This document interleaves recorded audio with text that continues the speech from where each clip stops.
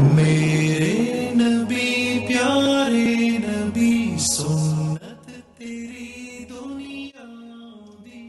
السلام علیکم ورحمۃ اللہ وبرکاتہ۔ ہر سال ربیع الاول آتا ہے اور آپ صلی اللہ علیہ وسلم کا مولد منانے کا شور پڑ جاتا ہے۔ ایک بحث ہر گروپ میں نظر آتی ہے، یہ جائز ہے یا نہیں جائز۔ اور سوچنے کی بات یہاں پہ یہ ہے کہ وہ جو دنیا سے جا چکے، ان کی آمد کا جشن ان کے جانے کے بعد منایا جا رہا ہے۔ اب تو اصل سوچ یہ ہونی چاہیے کہ ان سے ملاقات ہوگی تو ان کا سامنا کیسے کرنا ہے۔ ان سے ملاقات ہوگی تو وہ ہم کو پہچان بھی پائیں گے یا نہیں۔ کیا یہ جلسے جلوس، یہ سیرت کانفرنسیں، یہ نعتیں پڑھنا، کیا یہ انتہا ہے ہماری محبت کی؟ چاہے اس کے بعد ان کی زندگی کی ایک جھلک بھی ہم میں نظر نہ آئے، بلکہ جھلک تو دور کی بات، ہر کام الٹ نظر آتا ہے جو انہوں نے کیا اس کے اپوزٹ۔ اگر ان کی زندگی بیسٹ تھی اور واقعی ہمیں اس بات کا دل سے یقین ہے، تو کیا وجہ ہے کہ ہم ان کی زندگی کی کوئی ایک عادت بھی اپنانے کے قائل نہیں ہیں؟ کیا وجہ ہے کہ ہم جانتے ہی نہیں کہ وہ زندگی کیسی ہے، ان کے دن اور رات کیسے گزرے، ان کی قربانیاں کیا تھیں، ان کی محنتیں کیسی تھیں، ان کا غم کیا تھا، ان کی خوشی کس میں تھی؟ کیا بات ہے کہ یہ سب جاننے کی تکلیف بھی ہم گوارا نہیں کرتے، اور محبت کا دھم بھرنے کے لیے صرف نعتوں پہ ہی جھوم جھوم کے سر ہلانے کو محبت سمجھتے ہیں۔ وجہ دراصل یہ ہے کہ ان کی والی زندگی کی ایک جھلک اپنانے کے لیے بھی قربانی دینی پڑتی ہے، کہیں نیند کی، کہیں خواہش کی، کہیں اپنے چین کی، کہیں اپنی انا کی، کہیں اپنے وقت کی، اور ہم میں سے کوئی یہ دینے کو تیار نہیں۔ آج بڑے درد کے ساتھ کہتی ہوں، کبھی ذرا دیر کے لیے اکیلے بیٹھ کے سوچیں تو صحیح، کیا یہ بھی کوئی محبت ہے جو میں گا گا کے بتاتی ہوں مگر عمل میں تو دور دور تک نظر نہیں آتی؟ کیا ایسی محبت کو آپ صلی اللہ علیہ وسلم قبول کریں گے؟ وہ تو امت کا درد لے کے اٹھے اور اپنے آخری وقت تک امت ہی کو نصیحتیں کرتے چلے گئے۔ دیکھو میرے بعد کہیں میری قبر کو صدا گانا بنا لینا، دیکھو میرے بعد کہیں ایک دوسرے کی گردنیں نہ مارنا، دیکھو میرے بعد کہیں شرک خفی میں نہ پڑ جانا، دیکھو نماز، دیکھو ماتحتوں سے نیک سلوک۔ وہ تو ہر وقت امت کی فکر میں گھلتے رہے۔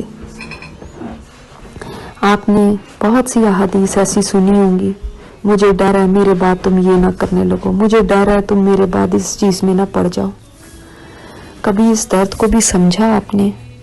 کبھی ان باتوں پر بھی غور کیا کہ جس کا ان کو ڈر تھا کہیں آج میں وہی تو نہیں کر رہی؟ یہاں ایک واقعہ آپ کو سنانا چاہتی ہوں۔ پارٹیشن سے پہلے کی بات ہے، ایک جیب کترا ہوا کرتا تھا، سارا دن کمائی کر کے رات کو اپنے گرو کے ہاتھ پہ رکھتا تھا۔ ایک دن اس کے بڑے گرو نے کہا، آج تم بہت کم کمائی لے کر آئے ہو، کیا بات ہے؟ آگے سے جیب کترے نے جو جواب دیا وہ سننے کے لائق ہے۔ کہنے لگا، آج تو میں نے ایک انگریز کی جیب کاٹی تھی جس میں بڑا مال تھا، مگر جب میں نے اس کی جیب کاٹی تو مجھے ایک خیال آیا کہ یہ نہ ہو کہ قیامت کے دن اس کے رسول عیسیٰ علیہ السلام میرے نبی پاک صلی اللہ علیہ وسلم سے شکایت کریں اور کہیں آپ کے ایک امتی نے میرے ایک امتی کی جیب کاٹی تھی، تو میرے رسول شرمندہ ہو جائیں گے۔ میں نے اس کے پیسے اس کو واپس لوٹا دیے۔ گرو کھڑا ہو گیا اور گلے لگایا اور کہنے لگا، شاباش، تو نے بالکل صحیح کیا۔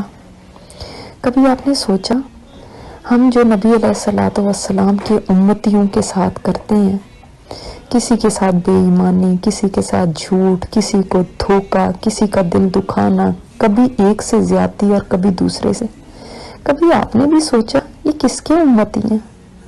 اس نبی کے جو ان کے لیے تڑپے روئے۔